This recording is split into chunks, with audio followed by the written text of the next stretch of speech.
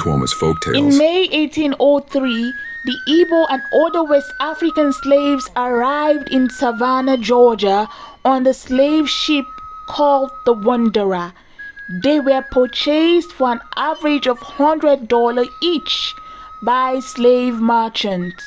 The chained slaves were packed on the deck of a coastal vessel called the York, which would take them to St. Simon's.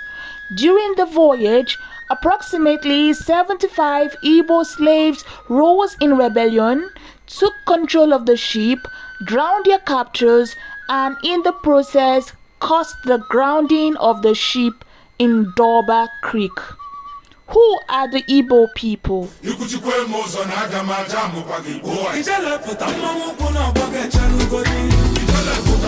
The Igbo people are one of the largest ethnic groups in Nigeria, primarily inhabiting the southeastern part of the country.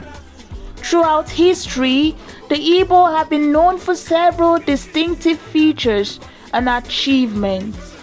The Igbo traditionally operated with a decentralized political system, using democratic village assemblies rather than centralized authority.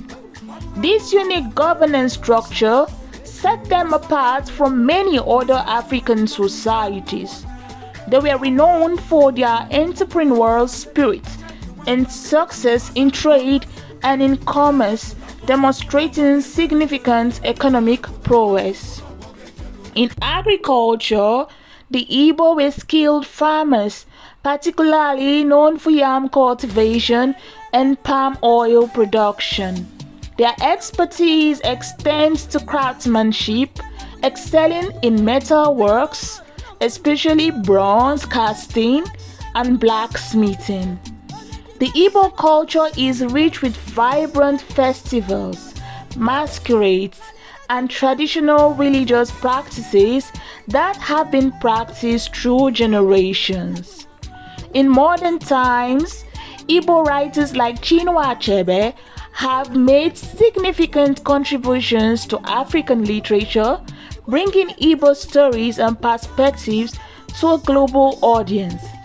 Historically, the Igbo were among the last groups in Nigeria to come under British colonial rule, showing strong resistance to colonialism. A pivotal moment in Igbo history was the Biafran War of 1967, when the Igbo-dominated eastern region attempted to secede from Nigeria, leading to a devastating civil war.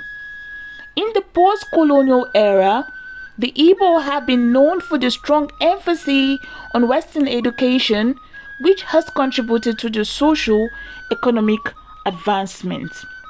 Traditionally, Igbo society was notably egalitarian, allowing for significant social mobility based on personal achievements rather than inherited status. This cultural trait has influenced their approach to social and economic pursuits. According to the accounts, the Igbo landing incident began when a slave ship named the Wanderer, which had been commissioned by John Cooper and Thomas Paulding, arrived at Domba Creek on St. Simon's Island. The ship was carrying a cargo of 75 Igbo slaves who had been purchased for labor on plantations in the area. As the story goes, the Igbo captives, led by their chief, staged a rebellion against the crew and their captors. They managed to take control of the ship, drowning their captors in the process. However, once they reached shore, they found themselves in an unfamiliar land with no means of returning to their homeland. Faced with the prospect of a life enslavement, the Igbo people made a collective decision that has since become legendary. They began to sing and chant in their native language, led by their chief. Mmụọ mmiri butere anyị ebe a, mmụọ mmiri ga-akpọrọ anyị ala. Then, In an act of mass resistance and defiance, they walked into Dunbar Creek, choosing to drown themselves rather than submit to a life of slavery. The exact number of those who drowned is still disputed, with some accounts suggesting that all 75 perished, while others indicated that some survived and were recaptured. This event has taken on mythical proportions in both African American and Igbo oral tradition. It's seen as a powerful symbol of resistance against slavery and a testament to the strength and dignity of the Igbo people.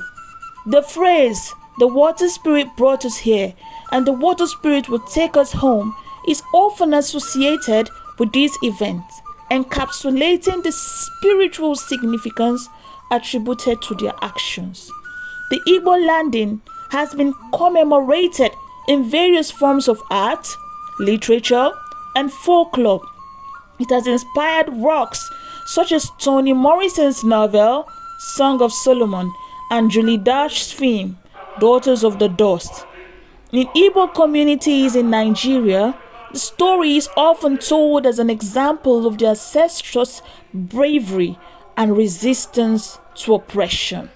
Today, the site of the Igbo landing is marked by a commemorative plaque on St. Simon's Island, serving as a reminder of this powerful act of resistance and the enduring spirit of the Igbo people.